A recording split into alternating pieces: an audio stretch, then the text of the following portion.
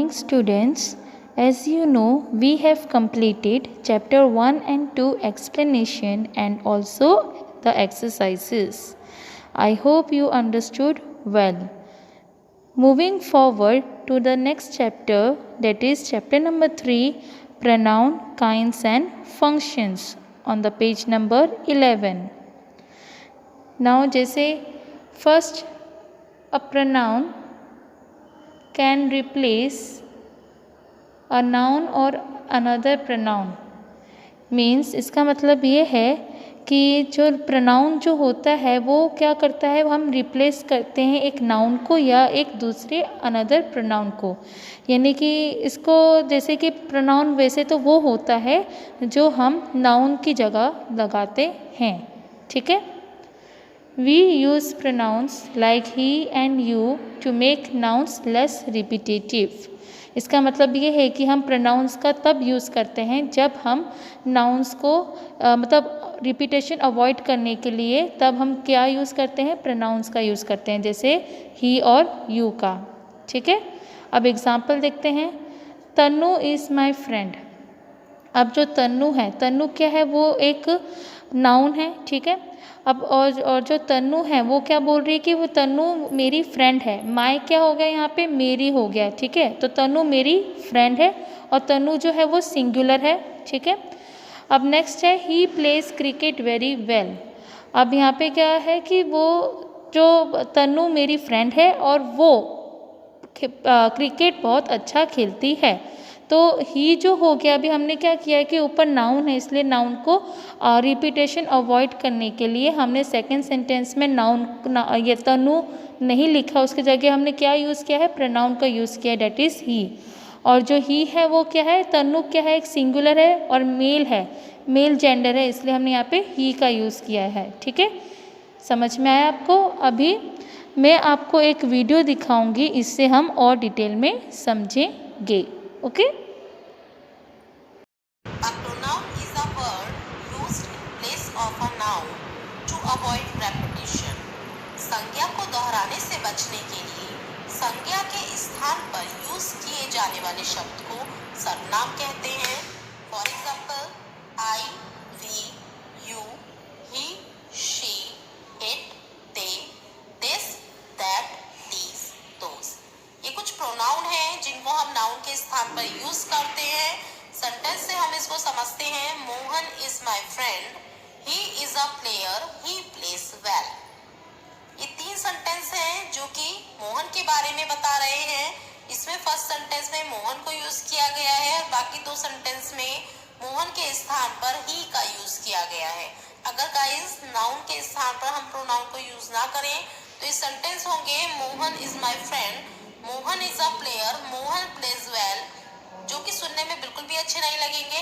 इसीलिए हम नाउन के स्थान पर प्रोनाउन को यूज करते हैं जिससे कि नाउन को बार बार रिपीट ना करना पड़े। अब फोकस करते हैं प्रोनाउन के काइंड्स पर। प्रोनाउन 9 तरह के होते हैं। फर्स्ट, पर्सनल प्रोनाउन, पुरुषवाचक सर्वनाम। सेकंड, डेमोन्स्ट्रेटिव प्रोनाउन, संकेतवाचक सर्वनाम। थर्ड, इंटेरोगेटिव प्रोनाउन, प्रश्नवाचक सर्वनाम। फोर्थ, इंडेफिनाइट प्रोनाउन, अनिश्चयवाचक सर्वनाम। फिफ्थ, रिलेटिव प्रोनाउन, संबंधवाचक सर्वनाम। सिक्स, डिस्ट्रीब्यूटिव प्रोनाउन, विभाग सूचक सर्वनाम। सेवेंथ, रिफ्लेक्सिव प्रोनाउन, निजवाचक सर्वनाम। एट्थ, एम्फेटिक प्रोनाउन, दृढ़ता सूचक सर्वनाम। नाइन्थ, रेसिप्रोकल प्रोनाउन, परस्परवाचक सर्वनाम। Pronoun, personal pronoun is used in place of a person और अ थिंग। पर्सनल प्रोनाउन का यूज किसी व्यक्ति या वस्तु के स्थान पर किया जाता है। I, we, you, he, she, it, they, ये पर्सनल प्रोनाउन है गाइस। ये 7 पर्सनल प्रोनाउन है। यहाँ पर मैंने एक टेबल ड्रॉ किया है जिसमें मैंने इन 7 प्रोनाउन को 3 पर्सन में डिवाइड किया है और उनके केसेस पर फोकस किया है। तो इस टॉपिक को और डिटेल में समझते हैं। First person means the speaker. बोलने वाले व्यक्ति को फर्स्ट पर्सन कहा जाता है। यदि वो सिंगुलर नंबर में है तो चाहे वो मेल हो या फीमेल हो, दोनों के लिए ही नॉमिनेटिव केस में आई का, ऑब्जेक्टिव केस में मी का और पॉजिटिव केस में माई और माइन का यूज करते हैं। यदि फर्स्ट पर्सन एक से अधिक है तो मेल और फीमेल दोनों के लिए ही नॉमिनेटिव केस में वी का, ऑब्जेक्टिव केस में अस का और पॉजिटिव केस में अवर और अवर्स का यूज किया जाता है। अब फोकस करते हैं सेकंड पर्सन पर। Second person means listener. First person जिस व्यक्ति से बात कर रहा है वो सेकंड पर्सन कहलाता है। वो व्यक्ति एक हो या एक से अधिक हो, मेल हो या फीमेल हो, इन दोनों के लिए ही नॉमिनेटिव और ऑब्जेक्टिव केस में यू का और पॉजिटिव केस में योर और योर्स का यूज किया जाता है। अब फोकस करते हैं थर्ड पर्सन पर। Third person means the person or people are talking about. First person और सेकंड पर्सन जिस व्यक्ति या वस्तु के विषय में बात कर रहे हैं वो थर्ड पर्सन कहलाता है। यदि वो व्यक्ति या वस्तु एक है तो हम उसके लिए ही, शी और इट का यूज करते हैं, और यदि वो व्यक्ति या वस्तु एक से अधिक है तो हम उसके लिए दे का यूज करते हैं। यदि थर्ड पर्सन मेल है तो उसके लिए नॉमिनेटिव केस में ही का, ऑब्जेक्टिव केस में हिम का और पॉसेसिव केस में हिज का यूज करते हैं। यदि थर्ड पर्सन फीमेल है तो उसके लिए नॉमिनेटिव केस में शी का, ऑब्जेक्टिव केस में हर का और पॉजिटिव केस में हर और हर्स का यूज किया जाता है। यदि थर्ड पर्सन न्यूट्रल जेंडर का है तो उसके लिए नॉमिनेटिव केस में इट का, ऑब्जेक्टिव केस में भी इट का और पॉजिटिव केस में इट्स का यूज किया जाता है। यदि थर्ड पर्सन मीन्स वो व्यक्ति या वस्तु जिसके विषय में बात की जा रही है वो एक से अधिक है तो चाहे वो मेल हो, फीमेल हो या न्यूट्रल जेंडर का नाउन हो, उसके स्थान पर नॉमिनेटिव केस में दे का, ऑब्जेक्टिव केस में देम का और पॉजिटिव केस में देयर और देयर्स का यूज किया जाता है। अब फोकस करते हैं पॉजिटिव केस पर। यहाँ पर दो कॉलम हैं। एक कॉलम में पॉजिटिव एडजेक्टिव दिखाए गए हैं और सेकंड कॉलम में पॉजिटिव प्रोनाउन दिखाए गए हैं। My, our, your, his, her, its, their ये पॉजिटिव एडजेक्टिव हैं। Mine, ours, yours, his, hers, theirs ये पॉजिटिव प्रोनाउन है। तो गाइस इन दोनों के बीच के डिफरेंस को समझना भी बहुत जरूरी है। Positive adjectives are used to describe the noun, it comes before a noun. Positive adjective noun को डिस्क्राइब करते हैं, नाउन से पहले आते हैं, मीन्स इनके साथ कोई नाउन आना जरूरी होता है। Positive pronoun are used to replace the noun, जबकि पॉजिटिव प्रोनाउन का प्रयोग नाउन के स्थान पर किया जाता है, मीन्स उनके साथ कोई नाउन नहीं आता है, उसमें ऑलरेडी नाउन इंक्लूड होता है। एग्जाम्पल से इसको समझते हैं। This is your book and that is mine. यह तुम्हारी पुस्तक है और वह मेरी है। इसमें योर का और माइन का प्रयोग पॉजिटिव केस में हुआ है। बुक यहाँ पर नाउन है और बुक से पहले पॉजिटिव एडजेक्टिव का यूज किया गया है, इसीलिए योर का यूज किया गया है। माइन में नाउन पहले से ही इंक्लूड है। माइन मीन्स माई बुक, तो इसमें यहाँ पर बुक ऑलरेडी इंक्लूड है, इसीलिए यहाँ पर पॉजिटिव प्रोनाउन का यूज किया गया है। अब देखते हैं गाइस कि किस तरह से नाउन के स्थान पर प्रोनाउन को यूज किया जाता है। पर्सनल प्रोनाउन को यूज करते समय नंबर, जेंडर और केसेस को ध्यान में रखना चाहिए कि वो किस नाउन के लिए आए हैं। The girl failed because she was weak, यहाँ पर शी गर्ल के लिए आया है। गर्ल जो कि फेमिनिन जेंडर का नाउन है और सिंगुलर नंबर का नाउन है, इसीलिए उसके स्थान पर शी का यूज किया गया है। The boy passed because he worked hard, यहाँ पर ही बॉय के लिए आया है। बॉय जो कि मैस्कुलिन जेंडर में सिंगुलर नंबर का नाउन है, इसीलिए उसके स्थान पर ही आया है। The boys passed because they worked hard, यहाँ पर दे बॉयज के लिए आया है। बॉयज प्लूरल नंबर का नाउन है, मेल हो या फीमेल हो, अगर प्लूरल नंबर का नाउन है तो उसके लिए दे का यूज करते हैं। This is your book, take it away, यहाँ पर इट बुक के लिए आया है। बुक न्यूट्रल जेंडर का नाउन है और सिंगुलर नंबर में है, इसीलिए बुक के लिए इट का यूज हुआ है। अब बात करते हैं पर्सन के सीक्वेंस की। जब तीनों पर्सन किसी सेंटेंस में एक साथ आते हैं तो उनका क्या सीक्वेंस होना चाहिए। गाइस यहाँ पर दो फिलअप हैं जिसमें प्रोनाउन को फिल करना है। फर्स्ट फिलअप में तीन प्रोनाउन है, आई, यू एंड ही। ये तीनों ही सिंगुलर नंबर के प्रोनाउन है। आई फर्स्ट पर्सन का प्रोनाउन है, यू सेकंड पर्सन का प्रोनाउन है और ही थर्ड पर्सन का प्रोनाउन है। जब तीन पर्सन के प्रोनाउन किसी सेंटेंस में एक साथ आते हैं और तीनों ही सिंगुलर नंबर के प्रोनाउन होते हैं तो उनका सीक्वेंस होता है सेकंड, थर्ड एंड फर्स्ट। सबसे पहले सेकंड पर्सन के प्रोनाउन को यूज करेंगे, मीन्स यहाँ पर यू का यूज करेंगे। फिर थर्ड पर्सन का प्रोनाउन मीन्स ही, और उसके बाद फर्स्ट पर्सन के प्रोनाउन को यूज करते हैं, मीन्स आई का। तो यहाँ पर सेंटेंस होगा you, he and I will go to Agra. Second fill up में वी, यू एंड दे, ये तीनों ही प्लूरल नंबर के प्रोनाउन हैं। वी फर्स्ट पर्सन का प्रोनाउन है, यू सेकेंड पर्सन का प्रोनाउन है और दे थर्ड पर्सन का प्रोनाउन है। जब किसी सेंटेंस में तीन पर्सन के प्रोनाउन आते हैं और तीनों ही प्लूरल नंबर के होते हैं तो उनका सीक्वेंस होता है first, second and third. Means सबसे पहले फर्स्ट पर्सन का प्रोनाउन मीन्स वी का यूज करेंगे, फिर सेकेंड पर्सन यू एंड उसके बाद थर्ड पर्सन दे का यूज करेंगे। मीन्स ये सेंटेंस होगा we, you and they will go to Agra. तो गाइस ये था पर्सन। रिफ्लेक्सिव प्रोनाउन जिसे हम नीचवाचक सर्वनाम कहते हैं, तो नीचवाचक में ही देखिए वर्ड नीच मीन्स अपना, तो इसे हम बोल सकते हैं अपने आप या फिर स्वयं। So they are used as objects of the verb when the action performed by the subject is on the subject itself. The subject and object of the sentence are the same person. तो reflexive pronoun क्या होते हैं?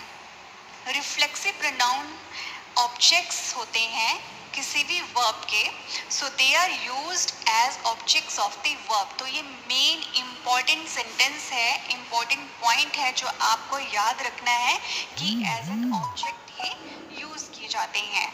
और इसमें क्या होता है, जब रिफ्लेक्सिव प्रोनाउन किसी भी सेंटेंस में यूज किया जाता है तो ये एक्शन जो सब्जेक्ट परफॉर्म कर रहा होता है वो सब्जेक्ट पर ही होता है। तो इसमें रिसीवर भी सब्जेक्ट होता है और परफॉर्म करने वाला भी सब्जेक्ट होता है।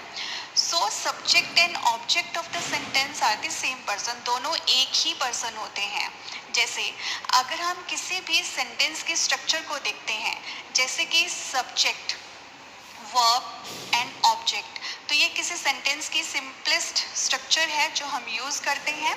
तो यहाँ पर ऑब्जेक्ट क्या होगा, एक रिफ्लेक्सिव प्रोनाउन होगा जो वर्ब के बाद यूज़ हो रखा है।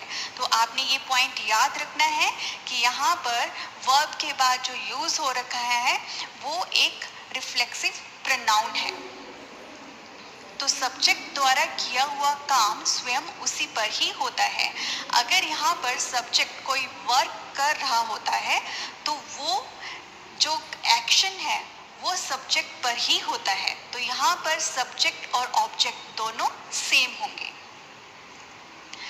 These are singular और plural. रिफ्लेक्सिव प्रोनाउन सिंगुलर भी होते हैं और रिफ्लेक्सिव प्रोनाउन प्लूरल भी होते हैं। जैसे herself, himself, yourself, myself, itself।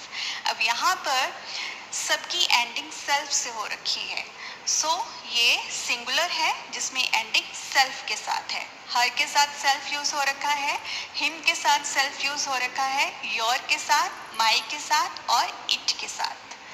Next है yourselves, ourselves, themselves। अब यहाँ पे देखिए एंडिंग जो है वो सेल्फ से है, सो ये प्लूरल है। अब यहाँ पर एक चीज़ आपने नोटिस करनी है कि yourself as a singular use हो रखा है, yourselves as a plural use हो रखा है। तो यहाँ पर सिर्फ सेल्फ आपने याद रखना है, सेल्फ सिंगुलर के लिए लगता है और सेल्व्स जो है वो प्लूरल के लिए लगता है। और ये एक टेबल है जो कि आपको ध्यान में रखना है।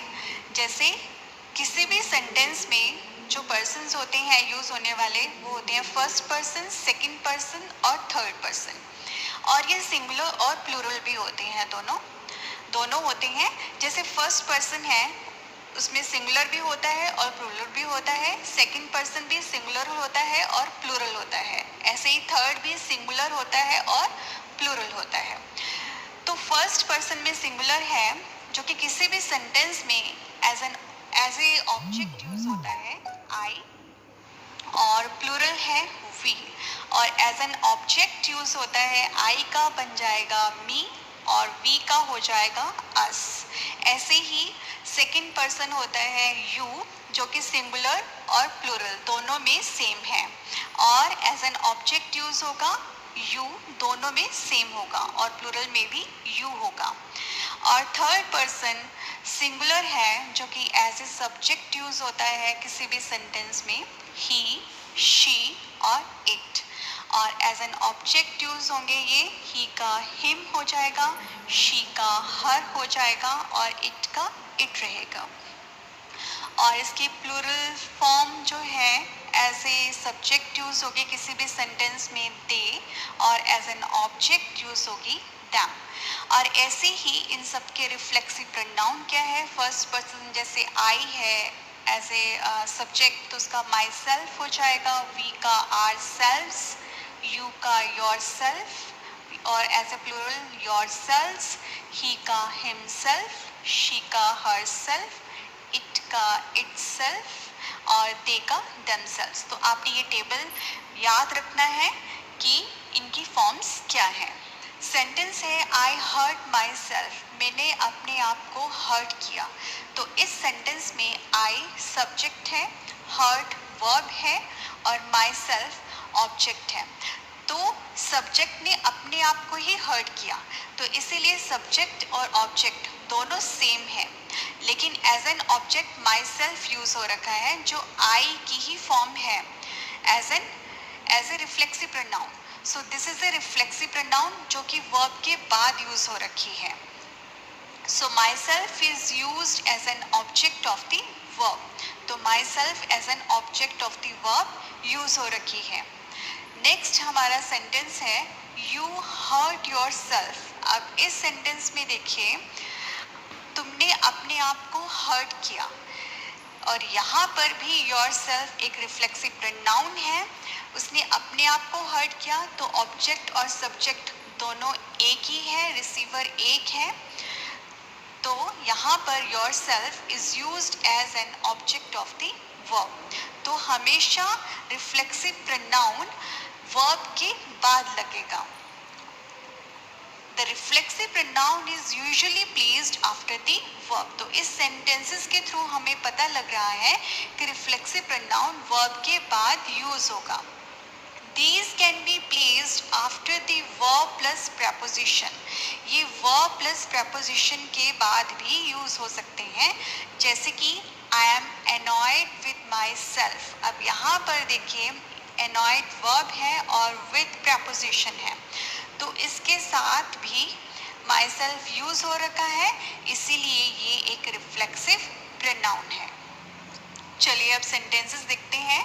The poor girl killed herself. अब यहाँ पर देखिए सब्जेक्ट है द पुअर गर्ल, किल्ड एक वर्ब है और हरसेल्फ जो है वो वर्ब के बाद यूज हो रखा है, जो कि एज एन ऑब्जेक्ट है हरसेल्फ, और ये सब्जेक्ट और ऑब्जेक्ट दोनों सेम है, सेम पर्सन है, तो ये एक रिफ्लेक्सिव प्रोनाउन है।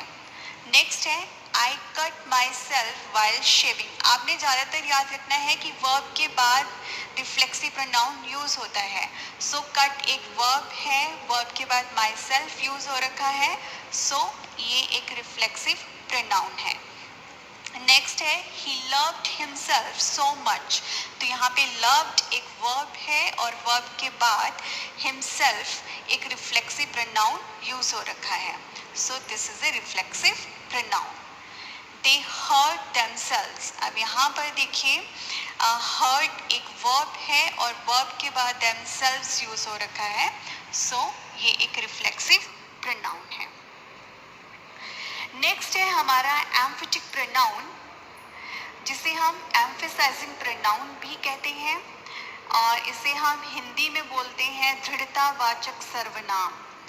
आप देखिए they are used to emphasize noun और प्रोनाउन। ये किसी भी सेंटेंस में नाउन और प्रोनाउन को एम्फेसाइज करने के लिए यूज किया जाता है, और नाउन और प्रोनाउन क्या है, ये सब्जेक्ट होते हैं सेंटेंस में, तो इनका उपयोग सब्जेक्ट पर बल देने के लिए किया जाता है, और ये भी सिंगुलर और प्लूरल होते हैं, सेम जैसे हमारे रिफ्लेक्सिव प्रोनाउंस हैं herself, himself, yourself, myself, itself. अब ये क्या है, ये सिंगुलर है जिसमें सेल्फ यूज हो रखा है, और नेक्स्ट है योरसेल्व्स, आवरसेल्व्स, देमसेल्व्स। अब यहाँ पे देखिए यहाँ पे एंडिंग जो है वो सेल्फ से हो रखी है, इसीलिए ये प्लूरल है और यहाँ पे सेल्व्स यूज हो रखा है। और सेम टेबल है फर्स्ट पर्सन, सेकंड पर्सन और थर्ड पर्सन का, जिसमें रिफ्लेक्सिव प्रोनाउंस है। तो एम्फेटिक प्रोनाउन भी सेम वही होंगे जो रिफ्लेक्सिव प्रोनाउन है। तो ये टेबल आपने ध्यान में रखना है। सेंटेंस है I my self saw him, मैंने अपने आप उसे देखा। अब इस सेंटेंस में आई सब्जेक्ट है, सॉ वर्ब है और हिम ऑब्जेक्ट है। अब इस सेंटेंस में आई के बाद, सब्जेक्ट के बाद माई सेल्फ यूज हो रखा है। Therefore myself is an emphatic pronoun और यहाँ पर myself emphasizes the pronoun I. I को ये एम्फेसाइज कर रहा है, सब्जेक्ट को एम्फेसाइज कर रहा है कि आई माई सेल्फ, मैंने अपने आप उसे देखा। तो ये एम्फेसाइज कर रहा है, इसीलिए ये एक एम्फेटिक प्रोनाउन है। एक और सेंटेंस देख लेते हैं। शी हरसेल्फ सेड दिस, उसने अपने आप इसे कहा, सेड दिस। तो यहाँ पर देखिए हरसेल्फ एक एम्फेटिक प्रोनाउन है और हरसेल्फ जो है वो एम्फेसाइज कर रहा है प्रोनाउन शी को। सो अब आपको पता लग गया है कि जो एम्फेटिक प्रोनाउन है these are usually placed after the noun or pronoun. It is emphasizing. तो ये ज़्यादातर ये noun और pronoun के बाद यूज़ किए जाते हैं जिनको ये emphasize कर रहे हैं, जिन पे ये अपना बल दे रहे हैं। और इसके अलावा these can be placed after the object. ये object के बाद भी यूज़ किए जाते हैं, जैसे कि I saw the president himself. अब इस सेंटेंस में देखिए ऑब्जेक्ट जो है वो प्रेसिडेंट है, तो प्रेसिडेंट के बाद हिमसेल्फ यूज हो रखा है। Therefore himself is an emphatic pronoun. Himself क्या है? एक एम्फेटिक प्रोनाउन है। अब और एग्जांपल्स हैं। आई माई सेल्फ हर्ड दिस। अब आई सब्जेक्ट के बाद माई सेल्फ यूज हो रखा है, इसीलिए ये एक एम्फेटिक प्रोनाउन है। She herself distributed the gifts. अब यहाँ पर she के बाद herself यूज हो रखा है, इसीलिए ये एक एम्फेटिक प्रोनाउन है। नेक्स्ट है I prepared my food myself. मैंने अपने आप अपना खाना बनाया। अब यहाँ पर I prepared my food myself. My food object के बाद myself यूज हो रखा है, इसीलिए ये एक एम्फेटिक प्रोनाउन है। नेक्स्ट है they themselves admitted their guilt. अब यहाँ पर सब्जेक्ट के बाद themselves यूज हो रखा है, इसीलिए ये एक एम्फेटिक प्रोनाउन है। अब देखिए I cut myself। अब आपको पता लग गया है रिफ्लेक्सिव प्रोनाउन का और एम्फेटिक प्रोनाउन का।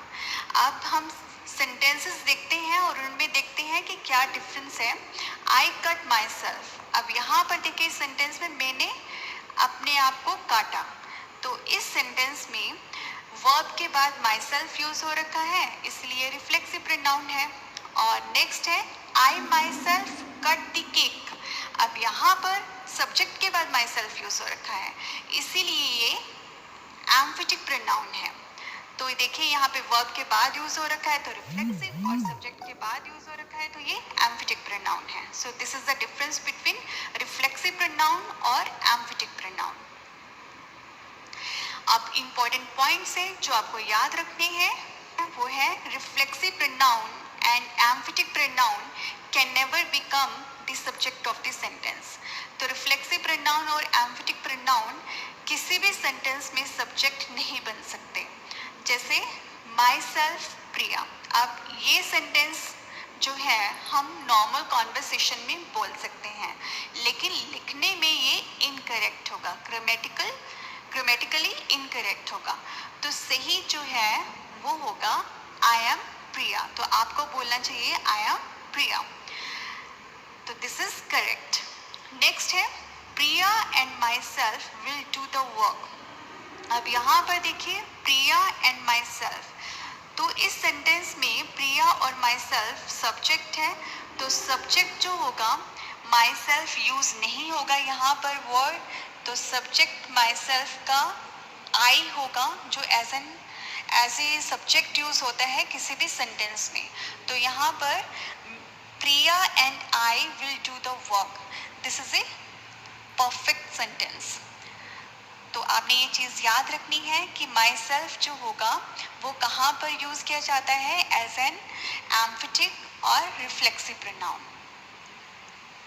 नेक्स्ट पॉइंट है, the sentence would not make complete sense on removing the reflexive pronoun.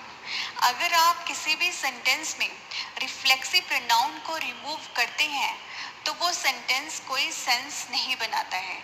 जैसे the poor girl killed herself, तो ये सेंटेंस में देखिए हरसेल्फ जो है वो एक रिफ्लेक्सिव प्रोनाउन है। अगर आप हरसेल्फ को रिमूव कर देते हो तो पुअर गर्ल किल्ड, तो ये सेंटेंस इनकम्प्लीट हो जाएगा, तो मीनिंग एकदम से चेंज हो गया। तो इस सेंटेंस में ये पता नहीं लग रहा कि पुअर गर्ल को किसने मारा। तो पहले वाले में तो हमें पता लग रहा है कि पुअर गर्ल ने अपने आप को खुद मारा, तो लेकिन यहाँ पर मीनिंग चेंज हो गया। तो क्या हो गया, ये इलॉजिकल हो गया सेंटेंस। तो इसका मीनिंग बिल्कुल चेंज हो गया रिफ्लेक्सिव प्रोनाउन का। ऐसे ही जो एम्फेटिक प्रोनाउन होते हैं they can be removed from the sentence without affecting its core meaning. अगर आप किसी भी सेंटेंस में एम्फेटिक प्रोनाउन को रिमूव करते हैं तो उस सेंटेंस का जो मीनिंग है, मेन मीनिंग है, वो चेंज नहीं होगा, ये मीनिंग को बिल्कुल भी अफेक्ट नहीं करेगा। जैसे कि आई prepared my food my self, मैंने अपना खाना खुद बनाया। अब इस सेंटेंस में अगर मैं माई सेल्फ को रिमूव कर देती हूँ, आई प्रिपेयर्ड माई फूड, मैंने अपना खाना बनाया, तो इस सेंटेंस में मीनिंग बिल्कुल चेंज नहीं हुआ, तो no change in the meaning. तो आपने ये याद रखना है कि आप अगर किसी भी सेंटेंस में रिफ्लेक्सिव प्रोनाउन को रिमूव करते हो तो वो मीनिंग को चेंज कर देता है, और अगर आप एम्फेटिक प्रोनाउन को रिमूव करते हो तो मीनिंग चेंज नहीं होगा। सो दिस इज ऑल।